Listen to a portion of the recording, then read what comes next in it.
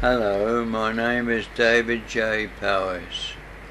Please excuse me if my voice sounds somewhat monotone, but this is due to suffering a stroke in 2003.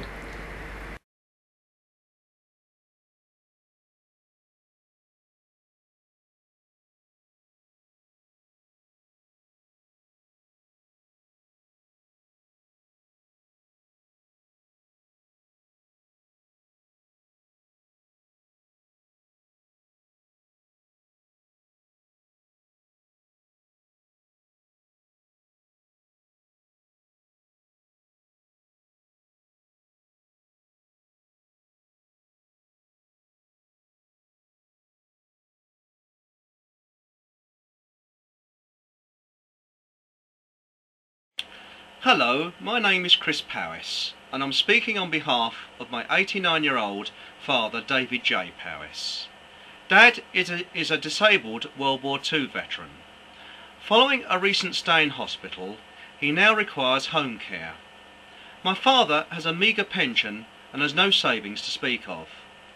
Because he cannot afford home care, this necessitates him being means tested. Dad found this strange, as he has fully paid his compulsory national insurance contributions for most of his working life. People were officially told it was an insurance that fully covered them from cradle to grave. We all have to pay national insurance when we work, so in that sense we're all being conned. The care system has now been partially privatised and has become very expensive, as there are now several layers of bureaucracy involved. It all has to be paid for, including directors' bonuses. Dad was subjected to seemingly endless means testing and assessments. I helped him complete 29-page documents.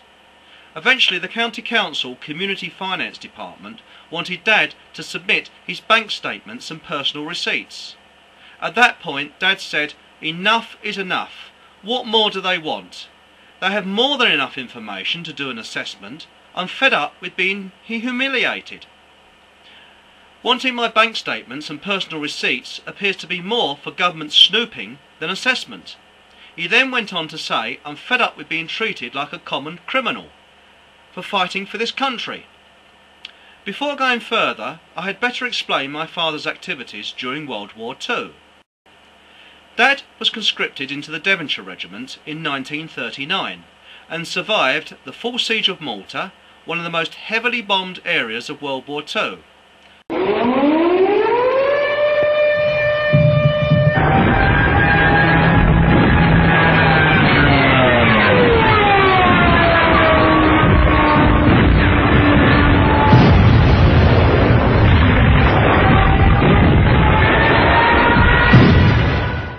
As well as loss of life due to bombing, many of his friends also died of malnutrition.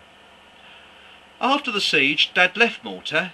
He was then amongst the initial infantry assaults on the invasions of Sicily, Italy and D-Day, on Gold Beach, adjacent to where the film Saving Private Ryan is depicted.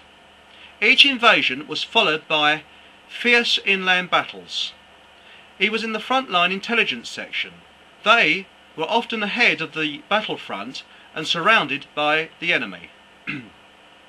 On D-Day, they got off the beach by running across a live minefield. D+48, 48 days after the initial assault, Dad was returned to England suffering from malaria. He was promptly put on a draft for Burma, an area at that time that was renowned for malaria. Unfit troops and hurriedly patched up wounded were often kept in the front line and known as seasoned troops. It was generally believed that unfit men were deliberately kept at the battlefront in order to finish them off. It cost little to bury someone compared with a lifetime of welfare. The way disabled veterans were treated in the post-war period reinforces this theory. Eventually Dad came out of the forces in 1945 a physical and mental wreck. In order to maintain a disability pension, disabled veterans had to undergo a deliberate, arduous process that was designed to dissuade the claimant. the process can only be described as sadistic. The notorious medical boards treated disabled war veterans like criminals. Dad had obvious physical problems such as swollen ankles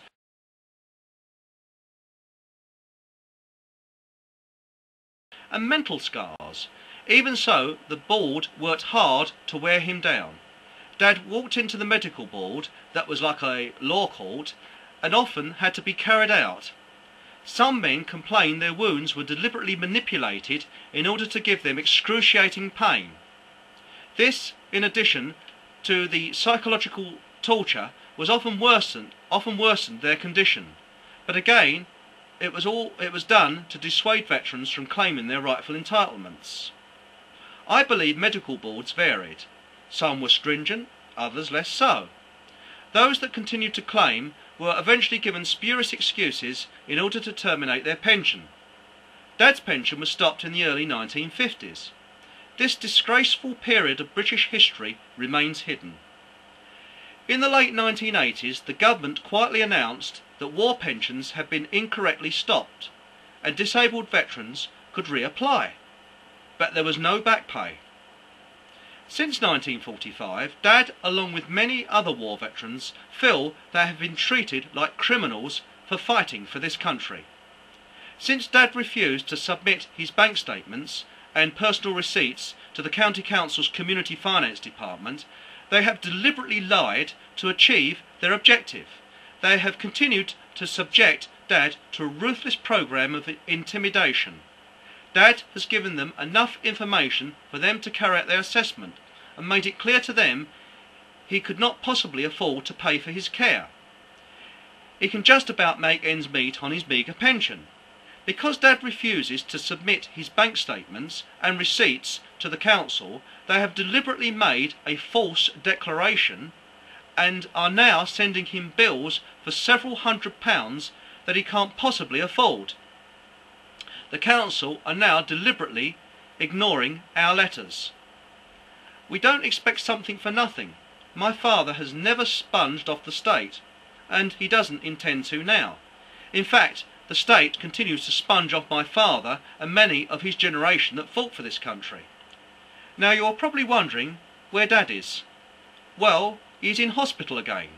The intense stress the county council have put him through has taken its toll.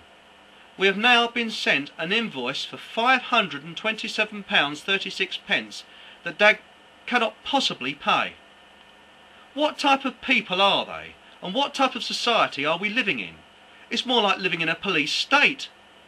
If someone physically attacked a frail elderly person and severely injured them, the attacker would, no doubt, serve a jail sentence. The county council can humiliate, intimidate and psychologically wear a frail, elderly person down and make them ill, and it's accepted. I feel it is my duty to protect my father.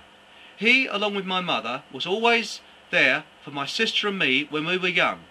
It is essential I'm here to protect him now.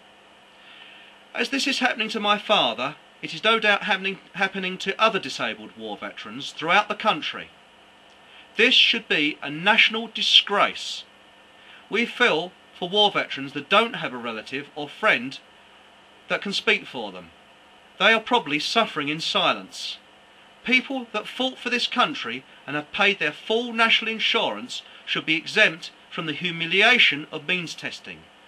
They are being made to pay for a service they have already paid for, and those that cannot afford to pay are treated like criminals. It is essential the public are made aware of this.